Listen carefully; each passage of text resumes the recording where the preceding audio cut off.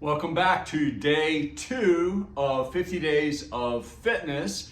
You can see I have my coffee, so I've done my first set today of exercises. And so the thing again, as you're doing this, it's like I'm gonna earn my coffee.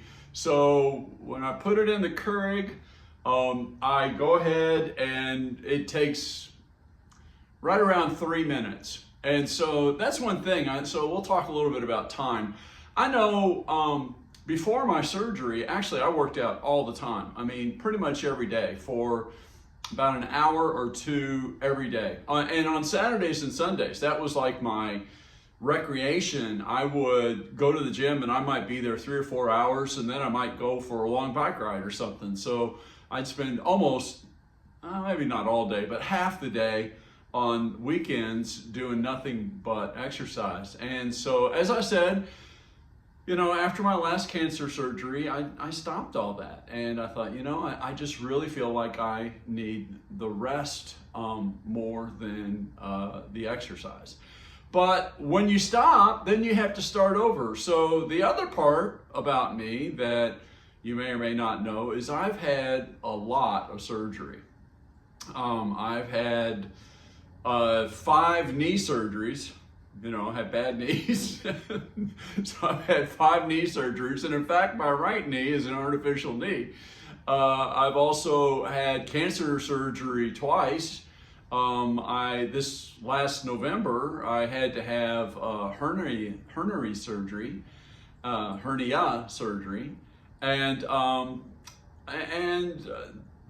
there are others as well. Those are the ones that come to mind. Those are probably the largest ones. And so I also have a sense of how to recover after surgery. So I don't know where you are in your journey. I honestly believe that this should be something that will help anybody at any level. However, I will also say that if you're already someone who's working out regularly and doing these things, you know, you would still, I think, find things that are helpful here, but more than likely you're going to feel like this is really too basic for what I'm doing, and you may very well be bored, and I get that. That's fine. But if you are, you know, if you've been sedentary for a long time, if you've had surgery recently, whatever it might be, you know, if you can't find time to go to the gym, I know. I mean, that's a real thing. You know, right now I'm super busy with my work, and so trying to carve out an hour and a half to go to the gym and work out, get back, get cleaned up, and all that stuff. That would. I'm not saying it would be impossible, but it really would, you know, make a lot of things a lot more difficult. So, but like, for waiting for your coffee, if you're waiting for 3 minutes, you're going to be waiting for that anyway, and you're just kind of standing there. And so if you add it all up, so like, I don't know, if you did this yesterday and you feel like sharing, put it in the comments and let me know if you started this yesterday. And if you did, you know, what you did and how many times you did it. I did it 5 times yesterday.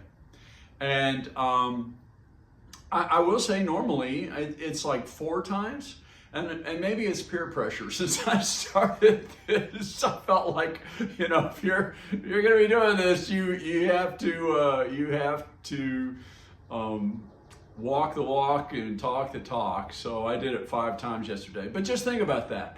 So I still spent about 15, maybe 20 minutes working out. But it's like it wasn't even noticeable because it was just, I would have been waiting for my coffee anyway. Or maybe it's putting your dog out. Maybe let your dog out for a few minutes. You know, you could do it then. Or, you know, whatever it might be. I do kind of like the coffee because in a way it's sort of a reward, you know, for having done it. But, all right, so I promised I'm going to keep these shorter, and I am. So today what we're going to talk about is kind of layering. What we're going to be doing here, this depends upon where you are. If you are already at, you know, kind of a reasonably, you know, good condition, and you're not like starting from zero where you've had surgery or you've been sedentary or you've had something like that, you may go ahead and you may just go ahead and do, all these exercises already. Do 5, 6, 10 exercises each time and no problem. But if you are not that way, you may need to layer these in. And so by that, I mean that, maybe the first week you're only doing one of the exercises. And then the second week, you add another exercise. And we're going to kind of layer them on. And we're always going to be starting at this kind of, low level, and then we'll be increasing. And I'm going to tell you, at first it's going to seem so slow. And you may even feel frustrated with that. It's like, this is never going to help. It's going to take forever. But you'll be surprised. After a few weeks, you'll be realizing, wow, man, I'm actually doing a lot more. So here's the other thing. So the first thing I would say, men in particular, I can't speak for women. Women, if there are any women watching and you care to chime in on this, I'd like to know that. But men, when we start working out, we like to work out our chest and our arms probably more than anything. And, we like to build that strength. We feel like we have strength and also,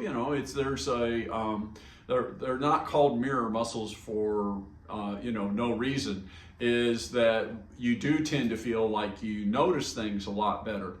But I'm going to suggest that if you're doing this for health, we want to have a basis, and that basis starts with a good foundation, and that means we start with our legs.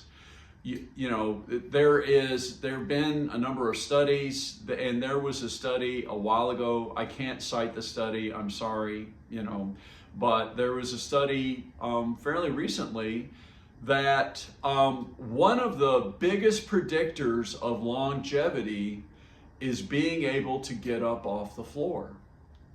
And an even stronger thing is being able to get up off the floor without using your hands. But just being able to get up off the floor is a very strong predictor of longevity. And so we want to be able to have that strength for us. And so I would suggest start with your legs. And so when I started fooling around with this at the beginning of the year, and I've done a lot of different kind of exercises, but that was my reasoning. And I'm going to repeat, I am not a, certified trainer. I am not a doctor. I'm not a medical professional. I have done a lot of exercise. I know a lot of things that have worked for me. I have watched a lot of things on exercise, and you may feel like you need to get some advice, and I totally encourage that. But I still believe that you want to start with a strong foundation. You want to get your legs, you want to start working on those first. And so really, I guess I was only going to talk about squats, but we'll talk about, both of them. So if you are not where you can do a squat yet, then, can you stand up from your chair? And that's really where we want to start. If if you can, stand up, don't use your hands. I will say don't do it from a couch, because couches are soft and you kind of sink down. They're a little bit lower than a regular chair. But if you get kind of a straight back chair, and maybe if you have a higher chair that, when you're starting out, that might even be better if you're having a problem with that. But just get like a regular stair. Don't use your hands. If you can, avoid using your hands. You want it to be your legs, and just stand up. And then sit down and start with maybe 4 times if you can. And that's it. And then you've done that, and do that. Now we're going to do it 4 or 5 times during the day. So like every time you get a cup of coffee, every time you let your dog out, or maybe you watch TV and you just do it like at the commercial breaks. Whenever there's a commercial break, you do it. And you do want there to be some time in between them. because we are, one of the things we're doing is we're working it into our day, but we're also not overloading too much so that we don't get stuck. So that's number one. You can do that as a start out, or if you can do a squat, and maybe you can't do a full squat, maybe it's a partial squat at first, that's fine. Or if you can make it all the way down, you do that. But we're starting on small things. And then the second one for your legs is touching your toes. Now, maybe you can't touch your toes. If you can't, just what can you do? Bend at the waist, not at the back. If you bend at the back, you're gonna hurt that. Bend at the waist, and maybe just touch your knees and stand up if you can't go all the way down. If you can, so there'll be different progressions. So you can go down, you can touch your toes if you can touch them. And then, so the squats, they're good really for a lot of your muscles, but probably the biggest ones are your thighs and your bum. And the toes, touching your toes, that's not an abdominal exercise. That again is your bum and your hamstrings. So the first one does mainly quadriceps and bum, but other things are involved. Your calves are involved and everything else. And the second one does like your hamstrings and your bum. So that's kind of evening out front and back of your legs, which is helpful. And so, when you get to the toe touch, if you can go all the way down, do that. But then like what you want to do from there is, can you get more flexibility and go further? But that's down the road. Right now, do what you can do and see if you can do 4.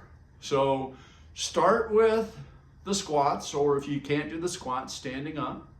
And then if you feel like it and you feel like you can do the toe touches, you can do those too. And you start wherever you are. You want to be at like say 40% of what you can max out at. And so, if you don't know what that is, see if you can do 4. And then we're going to do these every day for a while. And so we're not going to do this all in one thing. I've already run longer than I had intended. So we're going to wrap this up for day 2 of 50 days of fitness. And,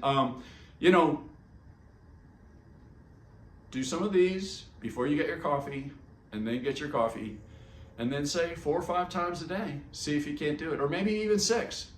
I wouldn't do probably more than 6, but that perfect range is probably either 4 to 6 things.